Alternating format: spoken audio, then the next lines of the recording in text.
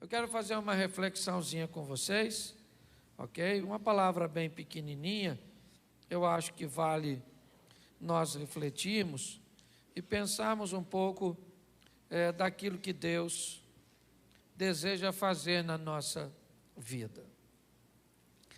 Uma das coisas que eu tenho procurado mostrar muito às pessoas é que elas devem ter o cuidado de não estabelecer para si a métrica dos outros, de buscar entender o que Deus tem para elas.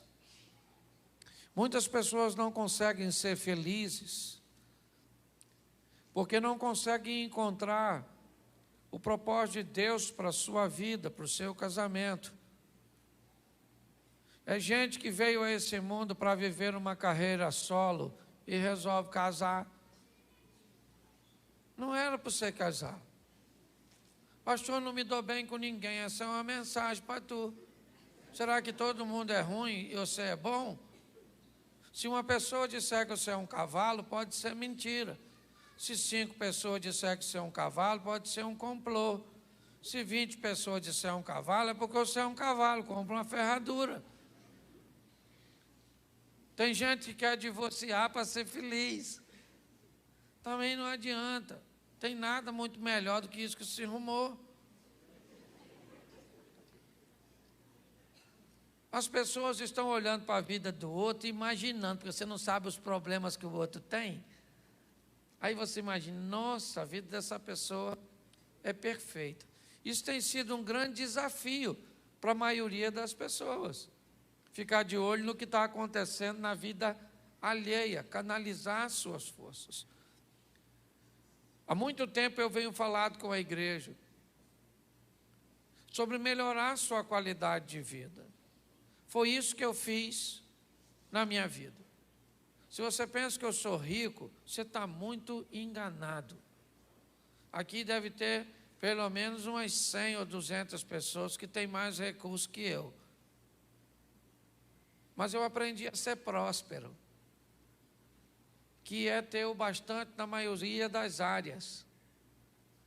E isso faz com que as pessoas olhem e digam, nossa, que pastor feliz, até porque eu não choro na sua frente. Mas eu também choro. Para mim também é difícil. Então o que eu tenho visto? A perda da oportunidade que Deus tem concedido a todos. É importante que você entenda que Deus não tem seus privilegiados. Não. Deus não tem um grupinho que Ele resolveu abençoar. Ele dá a oportunidade a todos, mas nem todos são capazes de aproveitar a oportunidade. E às vezes não é de hoje que Ele está dando a oportunidade, não apenas para você, mas para aqueles que antecederam você. Eu acho que essa é a grande questão. Quando seu pai vivia, ou seu avô vivia, o meu provavelmente também vivia. E durante a vida daqueles que já passaram, eles podem ter feito coisas totalmente diferentes.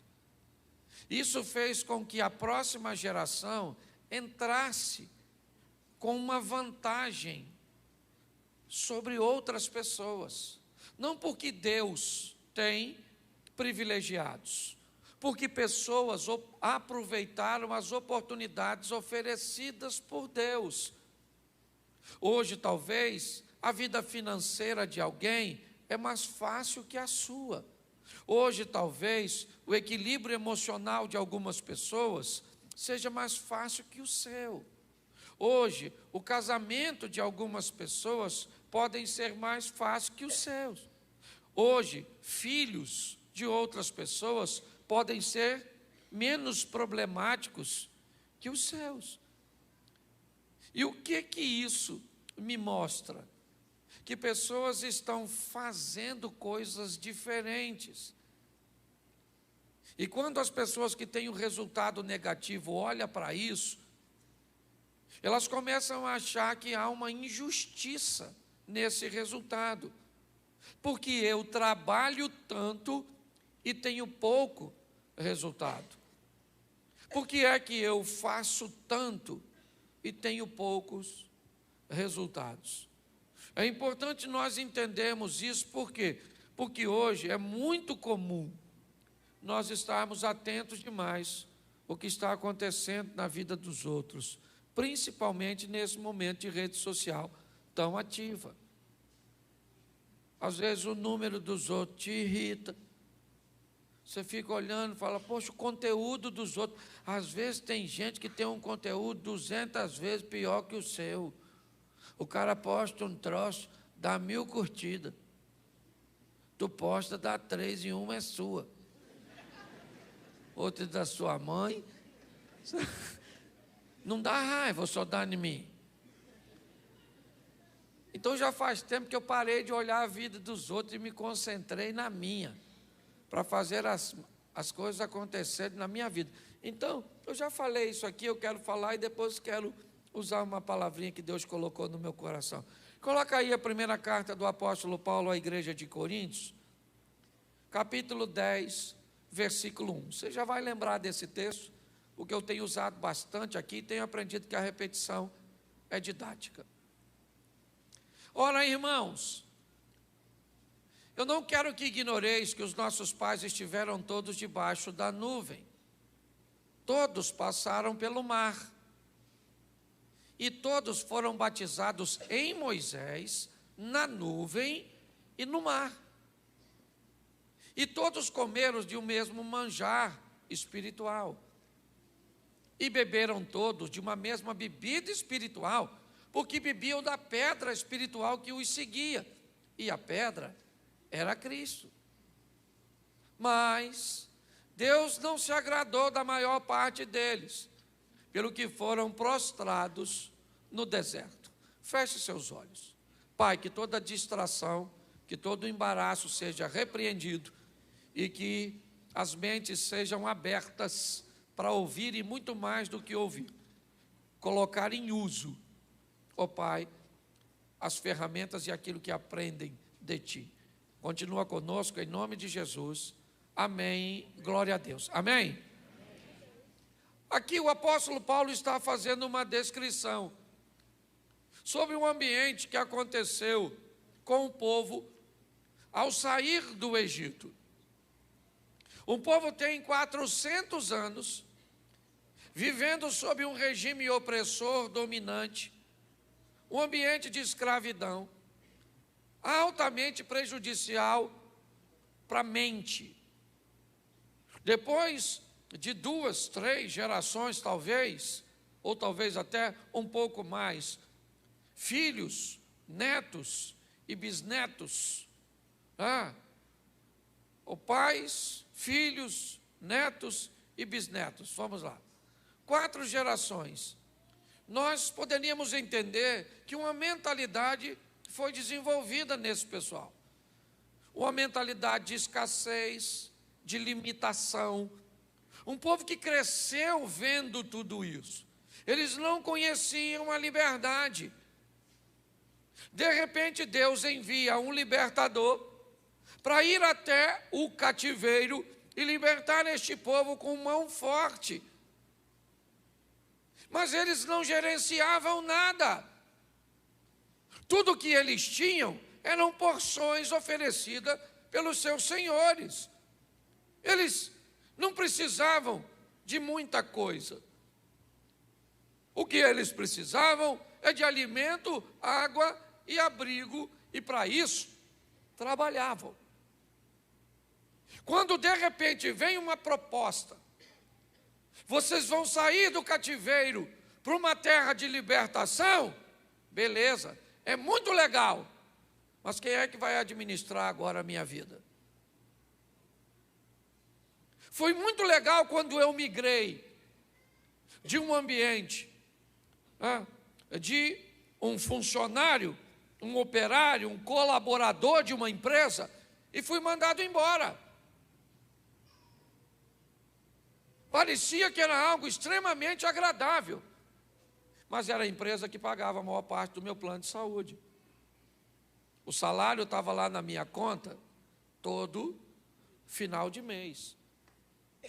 E a partir daquele momento que a liberdade chegou para mim, ela trouxe para mim responsabilidade, obrigações que outrora eu não tinha. E eu confesso que foi muito assustador para mim lidar com a liberdade, com o meu poder de escolha, com aquelas doses que chegavam para mim, já com todos os descontos, né? Com tudo aquilo que a empresa me oferecia. Agora eu não tenho mais. Como é que vai ser tudo isso? A liberdade que algumas pessoas almejam pode ser para elas altamente assustadora quando elas têm que lidar com a responsabilidade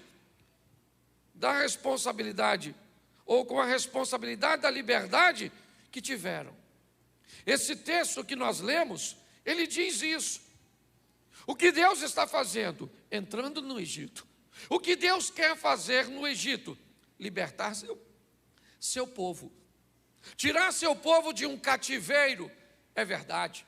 Mas não bastou caminhar muito tempo e a fome veio, a sede veio, e a saudade do ambiente altamente limitante tomou de assalto o coração daquele povo, com saudade dos pepinos, com saudade das cebolas, com saudade das facilidades.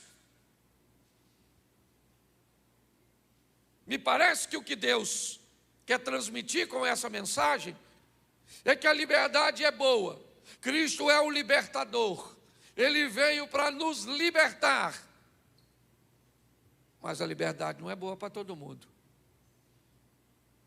Porque quando alguém vai para a libertação com a mente de cativo, essa pessoa vai sofrer demais. Quando alguém sai do Egito e continua com o coração lá, isso vai ser altamente prejudicial.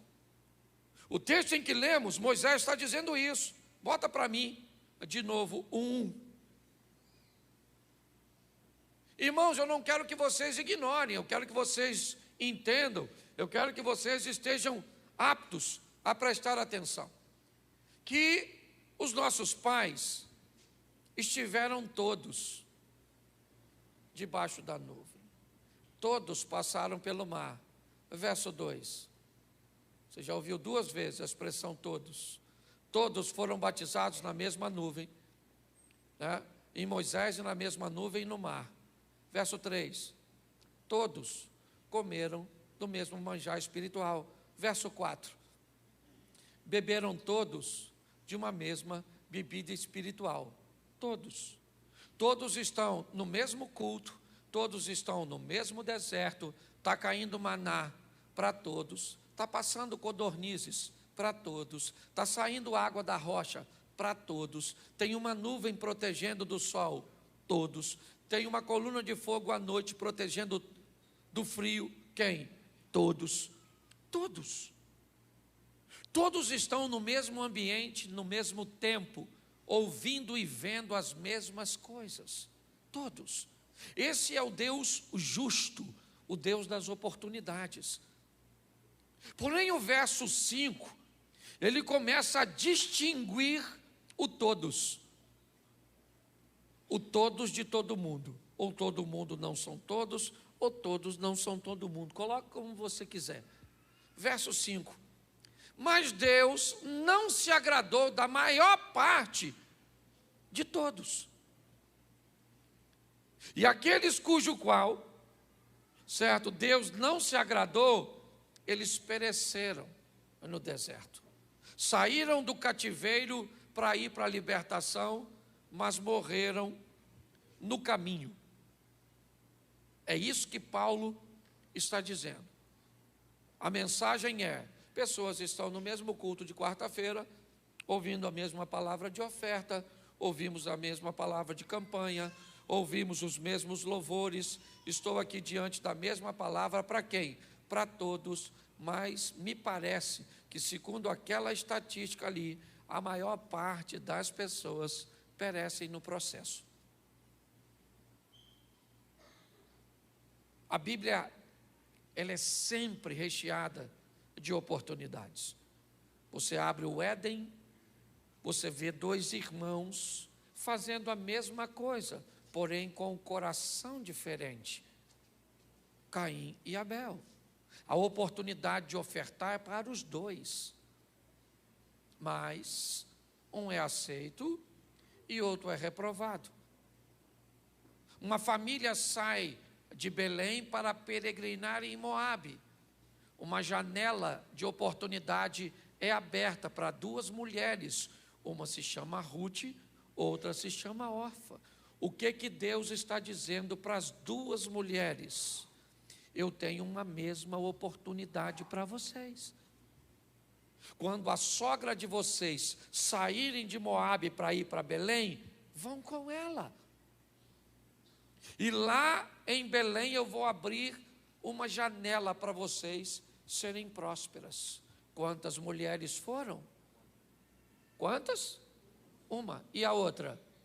Ficou. Mas a oportunidade era para as duas.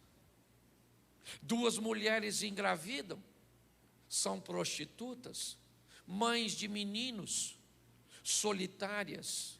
Um parto de apenas 3 dias de diferença. O que representa a criança na Bíblia, em algumas aplicações, futuro. O filho é a representação do futuro. Duas mulheres receberam a oportunidade de cuidar de seu futuro. Uma delas se deitou sobre seu futuro e o matou. A outra fez com que seu futuro vivesse. Onde é que está a injustiça nisso? Na morte do bebê? É isso que você quer ver? Você vai olhar um pouco mais à frente e o que você vai ver? 12 discípulos, escuridão para os 12, vento para os 12, 3 horas da manhã aproximadamente para os 12, cansaço para os 12, Jesus aparece para os 12. Quantos homens poderiam andar sobre as águas nessa ocasião?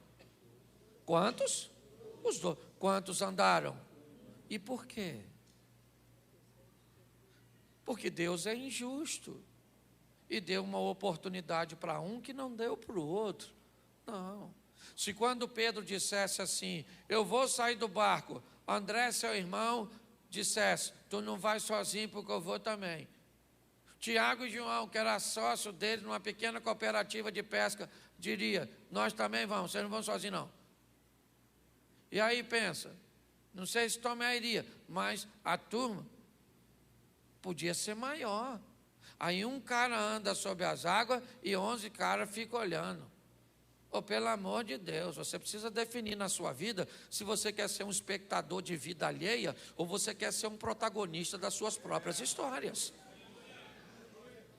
Porque o Deus que você serve é o mesmo de todos nós. Aliás, nós temos 2 coisas que nos trazem altamente afinidades. Primeiro, servimos o mesmo Deus, temos um só Deus, uma só palavra, um só Espírito e os mesmos valores. Outra coisa que nos aproxima, o mesmo adversário, Satanás é o adversário de todos nós. Muitas coisas nos aproximam.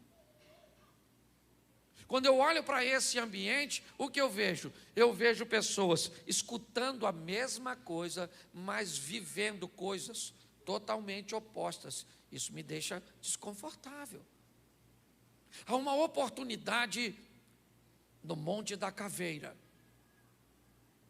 O homem está sendo crucificado numa cruz centralizada. Ele é o Salvador.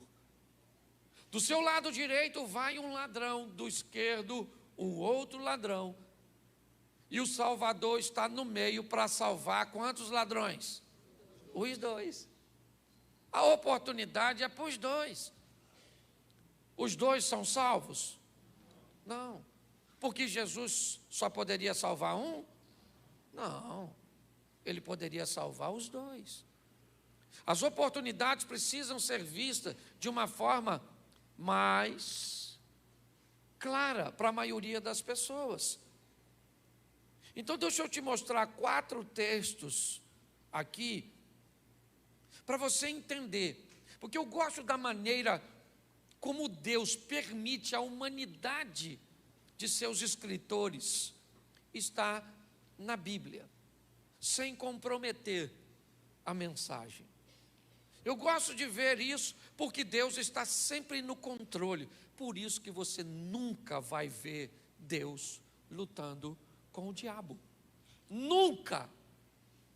Nunca há batalha entre Deus e o diabo. A batalha é sempre entre o diabo e os anjos de Deus. Porque não há poder para o diabo para enfrentar o nosso Deus. Quando o diabo tiver a suposta batalha com Deus, a batalha é final, porque aí acabou. Então é importante você entender quem você serve. Você não serve um Deus que enfrenta oposições, não. Ele tem anjos, ok? Que até quando vão enfrentar o diabo, usam Deus. Eu já vi gente dizendo, não tem problema nenhum, se essa é a sua cultura, fique à vontade. Eu vou pisar na cabeça do diabo. Mas quando um anjo enfrentou o diabo, ele disse assim: o Senhor te repreenda. Olha, ele não falou nada. Ele falou: diabo, vou falar uma coisa para você, para a gente acabar com isso o mais rápido possível. Senhor, o diabo. Tem gente que tem dificuldade até para orar. A grande disputa desse mundo espiritual são recipientes. Lugares onde duas forças querem estar e não conseguem estar simultaneamente. Quem é o recipiente? Eu e você.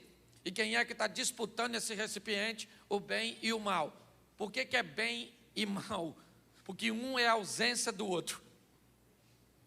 Por isso que a representação é luz e trevas. Onde uma chega, a outra tem que ir embora. É ignorância e sabedoria. Chegou uma, a outra tem que ir embora. Quando Deus entra em você, pronto.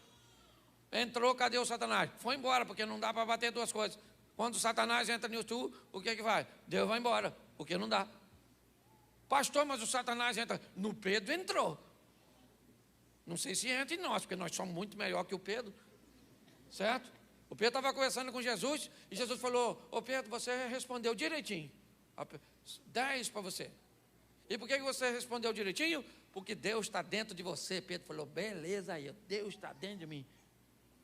Jesus continua conversando com Pedro, já Deus foi embora e o Satanás entrou. E Jesus falou: Pedro, agora o Satanás está aí. Mas Pedro, Deus estava aqui agora mesmo? Pois é, mas o mal entrou. Então a grande disputa é essa. E não ri não, porque nós também somos assim. Ora está Deus, ora está o Satanás. É porque parece que quando eu falo Satanás, eu estou falando de possessão. Nossa. Certo? Como é que é o nome daquele que a menina sobe pela parede? Poltergeist, o exorcista. Não é isso que eu estou falando, não. Eu estou falando a você que às vezes é um recipiente do Satanás, para perturbar a sua mulher, para perturbar a família do seu filho, para perturbar seus filhos, para perturbar todo mundo, para perturbar vizinho. Entendeu? Porque é só um canal. Parece que entra um tubo do inferno e entra em nós. Que é isso aqui? Você está entubado. E agora? Agora você faz a vontade do mal. Quem nunca foi usado pelo mal, nem levanta a mão, que já vai ser. Se levantar com tanta mentira sua nessa vida. Então a grande batalha é essa. Tem duas forças lutando para quê? Se é guerra, você é o território a ser conquistado. Ou será que Deus está preocupado em evangelizar seu gato? Seu cachorro? É tu. E o diabo também tem interesse. Porque todas as vezes que alguém domina sobre a pessoa, automaticamente essa pessoa está recrutada a militar no seu exército. É assim que funciona. Difícil de entender, né? Então você tem que dar uma olhada. Quem é que está em mim? Que horas? De vez em quando Deus está, de vez em quando nem acha Deus aqui, nada. Certo? Deus vai embora, aí o diabo entra. Então você é meio que freelance, um motoboy. Alguém que aceita diversos serviços. Né? Eu aprendi uma coisa: quem trabalha para Deus por dinheiro, trabalha para Satanás por um salário maior. É assim que funciona, depende da proposta. Então, por isso que a vida tem sido difícil para muita gente que vai morar no céu, mas vai sofrer igual um desgraçado aqui nessa terra. Deveria até morrer mais rápido, para se livrar do sofrimento. Ué, Jesus disse, eu vim para que tenham vida e tenham em abundância. O que nós temos que fazer é falar, aqui dentro de mim, quem entra é Deus. Por isso, quando você vai orar para resolver alguma coisa, por favor, canalize 2 orações. Uma para a origem do poder e outra para o recipiente do poder. Por exemplo, você tem um problema com sogra. Segundo a Bíblia, a luta não é contra a véia. A luta é contra principado e potestade, hostes da maldade, que opera na região, mas entra nas velhas. E inventa nas novas, entra em todo mundo. Eu usei a velha para ficar como um exemplo mais sólido. Certo? Então, como é que você vai orar para um problema que você tem com sua sogra? O problema vem de onde? Fala assim, do inferno. E entra onde? Isso. Tá certo? Entra na sogra. Então o que você faz? Senhor, porque a oração sempre é para lá. Para de mandar a oração para o inferno, para de mandar a oração para as pessoas, mande a oração na direção certa. Senhor, meu Deus e Pai, em nome de Jesus, eu peço o acionamento do céu para tomar uma providência sobre a origem do mal. O Satanás, seus anjos, as potestades e o recipiente do mal. Minha sogra, minha esposa, meu filho. Você tem que saber como orar, você tem que canalizar a oração para os 2 ambientes, de onde vem o mal e onde o mal entra. Por exemplo, você tem um marido que é um ótimo marido, um cara extraordinário, bondoso, generoso, bom pai, dócil, mas se ele beber, a bebida tira Deus. E aí quem é quem é? Aí pronto, o bicho quebra tudo, bate tudo. É o cão chupando manga. Então quando você for orar, por favor, tá bom? Fale com a fonte, manda para cima resolver o problema lá na fonte. Senhor, fecha um pouco o registro lá, porque não dá para fechar tudo, porque o mal sempre tem que vir, né? Mas Senhor, é mal demais. Eu acho que é um tubo de 4 polegadas, injetando mal o tempo inteiro. Tem gente vivendo casamento assim. Aí ora contra o marido. Está errado. Você ora para Deus, repreender o mal lá e conscientizar o recipiente aqui para ver se ele fecha também um registro aqui, porque tem um lá e outro aqui. Aí a turma vive toda bagunçada, pastor, minha vida está um inferno. Esse dia uma moça falou comigo, pastor, minha casa é um inferno, o senhor tem que ir lá. Eu falei, não vai não. Cláudio vai não, menino. Cláudio não frequenta esses ambientes assim não. Estou a fim de ir no céu. Tua casa é um inferno, nossa, vamos encontrar quem lá? Você está rindo, mas é sério. Então entenda. Quando nós vamos olhar para isso, eu peguei 4 textos de histórias que mudam com a mesma palavra e achei muito interessante, porque a palavra é usada, Deus se lembrou. Eu gosto dessas palavras que homens deixaram e Deus permitiu que eles deixassem um registro, sem comprometer o todo e a essência da palavra, porque nós sabemos, desde que conhecemos a palavra de Deus, que Deus é onisciente e Ele não esquece de nada, não se arrepende de nada. Mas você encontra textos dizendo que Deus está arrependido. Por favor, se você não entende o contexto e o que está sendo transmitido, não coloque defeito na Bíblia. Mas eu não vou falar disso agora. Gênesis capítulo 1, verso 8. Preste atenção. O que essas histórias têm em comum? E chamou Deus, 8:1, eu inverti, perdão. O capítulo é 8, o versículo é 1. Só inverte para mim, que eu falei o contrário. Isso. E lembrou-se Deus de Noé, e de todo animal, e de toda a res que com ele estava na arca, e Deus fez passar um vento sobre a terra, e aquietaram-se as águas. Preste atenção. Nos 4 textos que eu vou usar, nós vamos ver o texto dizendo que Deus se lembrou.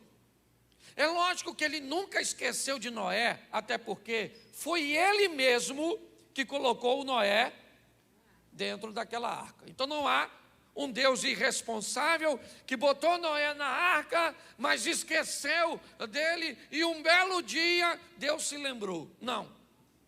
A mensagem que utiliza a lembrança, né, como forma de transmitir o que deseja, é apenas o momento em que Deus entra em cena. O momento em que Deus entra em cena, o escritor vai chamar de lembrança. Aquele momento onde Deus entra para agir. Quando Deus colocou essa palavra no meu coração, ela veio como se hoje fosse para mim e para você o momento em que Ele lembraria de nós, ou seja, o momento em que Ele entraria com providência a nosso respeito. Me parece que o que Deus está querendo dizer é que hoje eu me lembrei de você, ou seja, hoje eu resolvi agir a seu favor, a seu respeito. Então eu aprendi, pelo menos para mim, eu não sei para você, porque 1 Coríntios 10:1 diz que todo mundo está no mesmo lugar, mas não é para todo mundo. Uma coisa eu tenho certeza, para mim é. Uma chave vira hoje na minha vida, na minha história, vira. Certo? Como diria Roberto Leal, vira.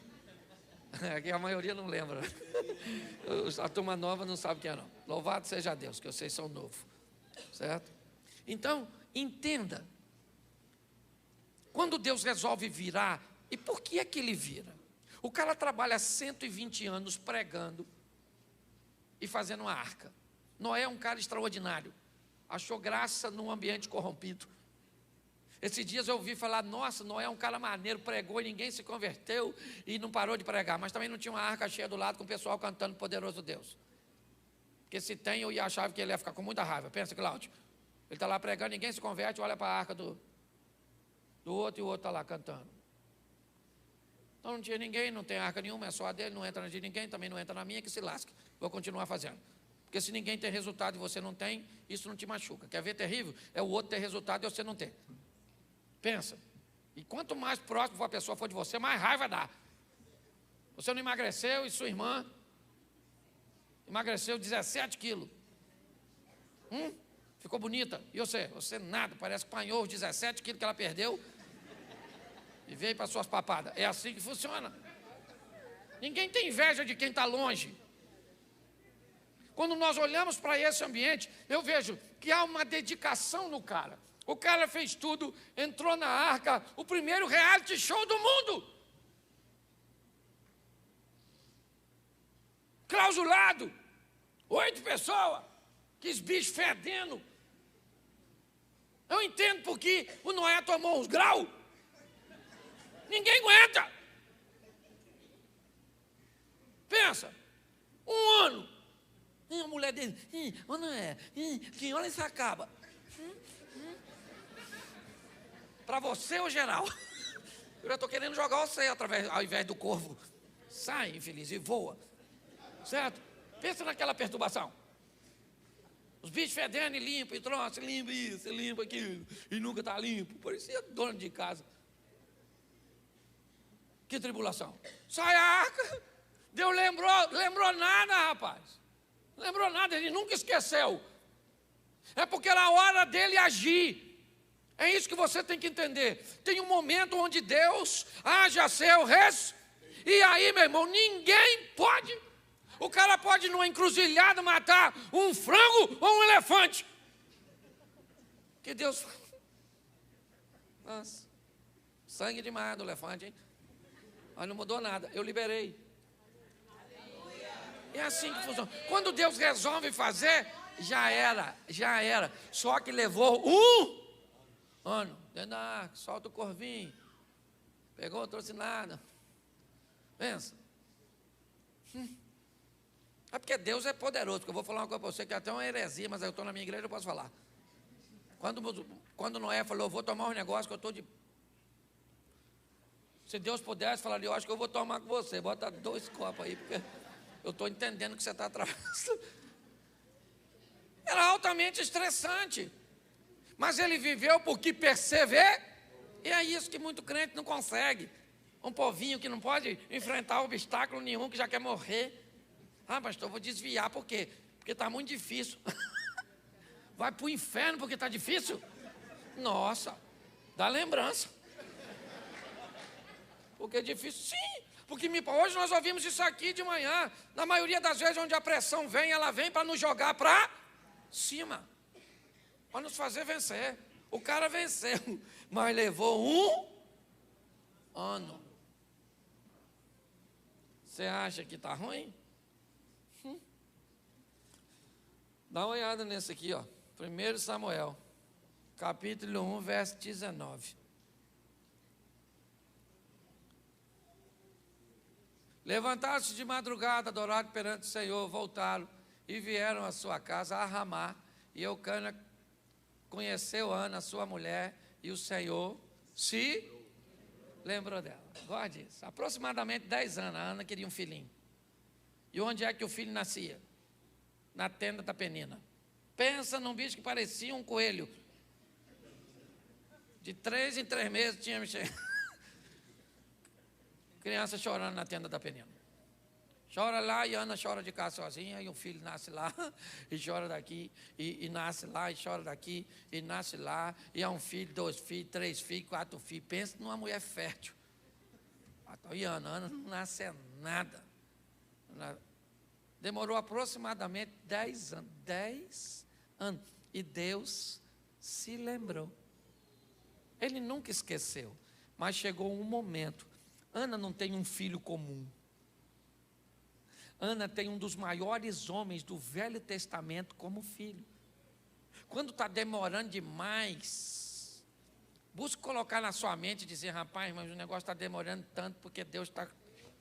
Nossa, está trazendo uma coisa tão boa, que a hora que chegar, por exemplo, você está com 35 e não casou. Louve a Deus. Pastor, por quê? Porque não entrou ninguém certo na sua vida, mas também não entrou errado. Pior é quem casou. Ah, pastor, eu estou sofrendo porque não casei. Deixa esse sofrimento para quem casou errado. Porque está assim de gente. Leva tempo, meu filho. Você tem que entender isso. E muitas vezes tempo para que algo seja feito da melhor forma possível, porque Deus sabe o que está fazendo por mim e por você. Às vezes é cansativo, sim ou não? É exaustivo, é desanimador. Às vezes você vai viver perto de uns recipientes usados quase full time pelo Satanás. Você acha que não é nem mais uma pessoa, é o Satanás que veio e se materializou. Mas você tem que aprender a respeitar o tempo, porque Deus está no controle de todas as coisas. E na hora que Ele quiser agir, aí as pessoas dizem: ah, Ele se lembrou. Lembrou nada, menino. Ele nunca esqueceu. Ele só estava preparando um ambiente. Mais de um ano por Noé não foi nada em relação a Ana. Você pensa que não pode piorar? Gênesis 30, 22. Aqui a chapa esquenta. Mas Deus se lembra também. 30, 22. Lembrou-se Deus de Raquel, e Deus a ouviu e abriu a sua mão. Bom, gente, presta atenção. Raquel era doidinha para ter um filho. Pensa numa mulher doidinha para ter um filho. Amada pelo cara. O cara trabalhou para ela. Raquel devia ser uma mulher bonita, porque ninguém trabalha 14 anos para casar com a mulher feia. Não trabalha. Ele já casou com Lia. Se Lia fosse melhorzinha, é que ela tinha um olho para arquibancada, o outro para geral. Ela era bem bagunçadinha, certo? E, senão, o Jacó tinha falado: deixa a Raquel para outra, que eu vou aqui com Lia mesmo, né? Mas não foi assim. Catou, devia ser um mulherão, sim ou não? Sim, cavala. Mas ela não gerava filho, e o filho nascia na tenda da outra. Sabe quantos filhos? Se eu achava que a Penina era boa de filho, A Lia teve 7, irmão. Pensa numa dona. Via a cueca do... engravidava. Uma mulher acima da média, a dona. E a Raquel doida para ter um filhinho. E a outra tinha 7. A Raquel ficou muito invocada, falou, quer saber de uma coisa? Ô Jacó, pega minha serva aqui e faz filho nela. O Jacó podia falar, eu não, pô, já tem 7. Mas homem é homem todo tempo. Eu imagino Jacó falando, não, acho melhor não pegar a... Até porque ninguém me convence quando Abraão ofereceu Agar para se deitar. Quando Sara ofereceu Agar para se deitar com Abraão. Pensa só, Sara devia estar com 60 e poucos anos, 70. Você acha que Agar tinha quantos anos? 59. Devia ser um chuchuzinho. Abraão olhou e falou, acho que não quero. Nossa, vou fazer esse esforço. Você está rindo de quê? Está assim de gente buscando atalho para alcançar o que deseja. É isso que a Bíblia está dizendo. Olha o problema que gera quando você queima etapa e não aguarda o que Deus tem a fazer por você. Ele sabe o tempo que vai fazer na sua vida, não precisa se apressar não, porque Ele está no controle de tudo. Está muito tempo, demorando demais. Então vá, Agar. Vai lá. Deus está demorando, vou dar uma forcinha. Vai, está precisando. Deus está com muita dificuldade, pegou Covid. Deve ser, está esquecendo das coisas. Eu gosto desse texto, porque a Lia teve 7 filhos. A outra, que é a escrava, a Zilpa teve 2. A Bila teve 2. Olha. E Raquelzinha não tem nada. Tem nada. Só as crianças chorando. Mas o texto diz ali que Deus se lembrou da Raquel. E ela foi mãe de quem? Que José? E os filhos de José substituíram 2 da tribo, lembra? Manassés e Efraim. Demorou ou não demorou? Aproximadamente, eu botei aqui 7 com 2, 9 com 2, quase uns 15 anos para a mulher ter um filhinho. E você está esperando 6 meses. Nossa, pastor, eu fiz uma campanha. Vai ler a Bíblia, rapaz. Então não vem mais aqui não, porque não tem milagre. Então vai embora. Entendeu? Vai num fast food desse aí e pega lá na hora. Porque está demorando para caramba. O cara teve uma visão quando eu era mesmo lá na igreja Rio de Janeiro, que Deus ia me colocar num avião para voar. Pensa num medo, até não orei pedindo para que acontecesse. Não queria voar. Menino, passou de 10 anos, não voei pela primeira vez. Falei, Senhor, hoje está cumprindo esse troço. E a minha preocupação não é nem essa. É porque ele disse que via eu nos aeroportos tudo com a mala, só trocando de voo. Isso significa que não vai ficar só nesse. Nossa, aí eu viajo, tomo Rivotril, essa aqui sabe. Chego lá, chego, louvado seja Deus. Mas se Ele falou, Ele vai cumprir, porque Deus tem palavra. É assim que funciona. Você só tem que ver se quem está falando está com o tubo ligado no recipiente do bem ou do mal, porque Satanás está prometendo muita coisa. Pensa num profeta bom. Você vai ser alguém sem estudar. Isso, oh meu Deus, que bênção. Deus é tão bom, vai ser alguém burro sem estudar. Ele não está nem mentindo, apesar de ser o pai da mentira. Porque tem gente que não pode escutar uma palavra que já acha que vem de Deus, se for boa. E aliás, tem gente que não acredita, só acredita também se for ruim. Se eu estivesse aqui falando agora que Deus vai te dar 5 milhões, amanhã provavelmente você vai falar assim, palhaçada, esse pastor querendo enganar a gente, vai pedir logo uma oferta. Certo? Porque quando a palavra é boa, o pessoal tem dificuldade. Vai vencer, você vai prosperar. Não, até legal, mas se eu falasse que quando você saísse daqui hoje, você ia ser atropelado. Olha, eu vejo uma visão com você. Você vai ser atropelado nessa noite. Provavelmente você ia falar comigo, pastor, deixa eu dormir aqui. Porque vai que a profecia cai na noite, Eu vou embora de dia, já que eu ia ser atropelado à noite. Está assim de gente, doida. E acha que o doido sou eu. E se você pensa que não pode piorar, dá uma olhada nesse aqui, que eu termino aqui. Gênesis 19, 29. Como é que Deus poderia esquecer desse cara? Eu não sei. Isso. E aconteceu que, destruindo Deus as cidades da Campina, Deus fez o quê? Se lembrou de Abraão. Bom, não dá para esquecer de um cara como esse. Até porque é uma responsabilidade muito grande no que Deus prometeu a ele no capítulo 12. Sai da sua terra e da tua parentela e vai para uma terra que eu te mostrar. Então o que Deus está dizendo é, até você chegar no destino, eu vou estar com você. Então você não tem como esquecer de alguém que está fazendo uma viagem com você. Essa é a grande verdade. O grande problema é que esse cara recebe esse chamado no capítulo 12 e ele tem 75 anos de idade. E essa palavra se cumpre quando ele tem 100. Levou quantos anos? 25 anos. Porque Deus tinha esquecido e só lembrou 25 anos depois? Não, porque ele está vivendo e fazendo no tempo, é isso. Essa é a grande questão. Algumas pessoas viverão promessas bem rápidas, outras terão que cumprir o período de tempo, seja um ano, como Noé, mas foi 120 anos para construir a arca. Pare e pense.